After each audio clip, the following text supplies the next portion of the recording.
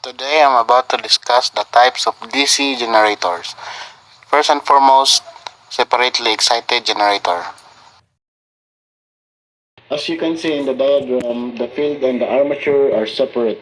So nakita mo sa figure, sa draw, kay lahi ang field basta lahi po ang armature. So the field winding of this type of generator consists of large number of turns with thin wire, so the resistance of the field winding is high in order to limit the field current. As we can see on the circuit diagram, armature current IA is equals to load current IL.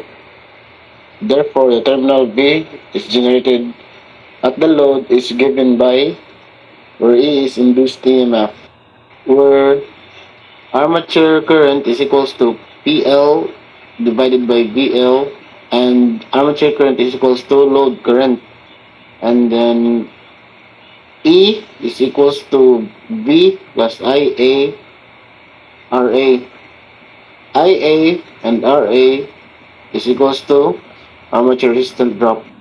In self-excited generator. In self-excited generator, field winding is applied from the armature of the generator itself. Self-excited generator and self-excited generator, field winding is applied from the armature of the generator itself. As you can see in the figure or the diagram is connected as batanan. The next is self-excited generator. In self-excited generator, field winding is applied from the armature of the generator itself. Here you may get a question that without generated EMF field cannot be excited. Without excitation, there cannot be generated EMF on how a self-excited generator works. The answer is residual magnetism by the field poles. Thus, when a generator started, the field possessed some residual flux. This flux developed small current through the field winding. This further increased the amount of induced EMF in the armature. This process continues till the generator develops the rated voltage at the armature. So, residual magnetization kay kuha na siya kaning residue na siya sa magnet. Bisag itangtang ng magnet, nagihapon ang residue niya. Ang effect sa magnet na nagatuyok ra gihapon ngadto sa armature. So, residual magnetism kay kuha na siya kanang nabilin na residue sa magnet na na-absorb sa field poles. So, na-develop og residual flux, and then nag-drive siya current through the field winding hangtod magdikataas ang amount, and then hangtod sakto ra maka support sa voltage na paganda under sa generator. There are different types of self-excited generator, and these are shunt generator, series generator, and compound generator. In shunt generator, the armature coils and the shunt field coils are connected in parallel.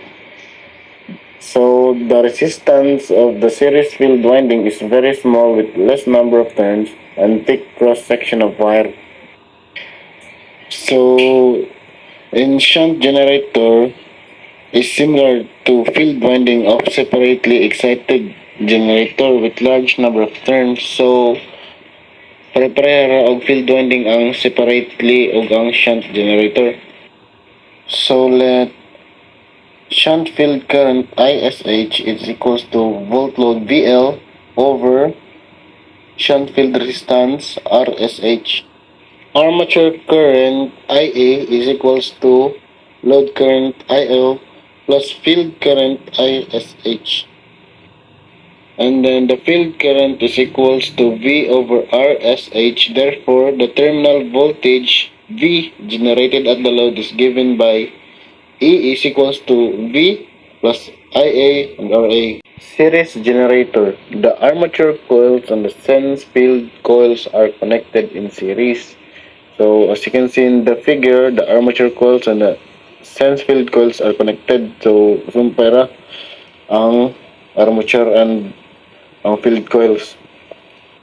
When the field winding is connected in series with the armature winding while supplying the load, then the generator is called DC series generator. Field winding in this case is denoted as Y and YY. The resistance of the series field winding is very small with less number of turns and thick cross section of wire. Let RSE be the resistance of the series field winding. From the figure, we can see that all armature field and load carry the same current due to series connection. So therefore, armature is equals to load current IL is equals to field current ISE. Now the terminal voltage V generated at the load is given by E is equals to V plus IA, RA plus ISE and RSE. IA and RA is equals to armature resistance drop. In addition to that drop, IARA induced EMF as to supply voltage drop across the series field winding.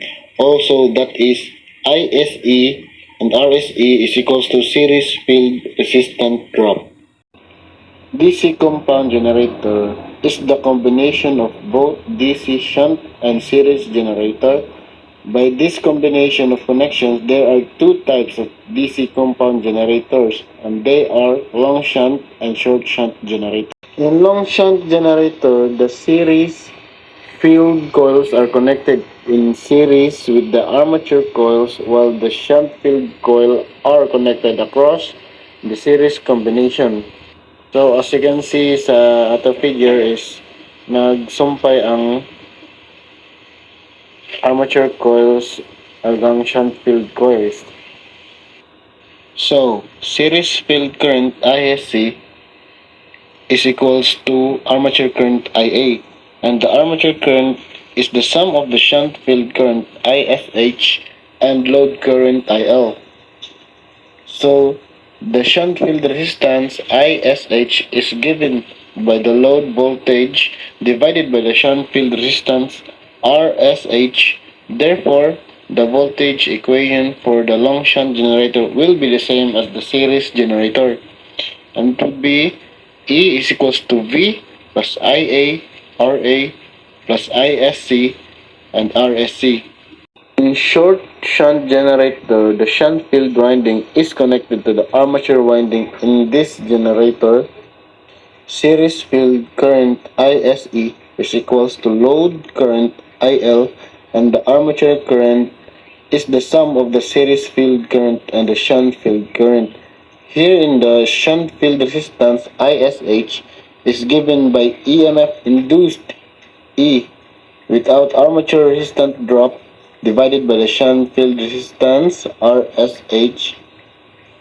Here also the voltage equation for the DC short shunt generator will be same as the series generator. E is equals to V plus IA, RA plus ISE and RSE.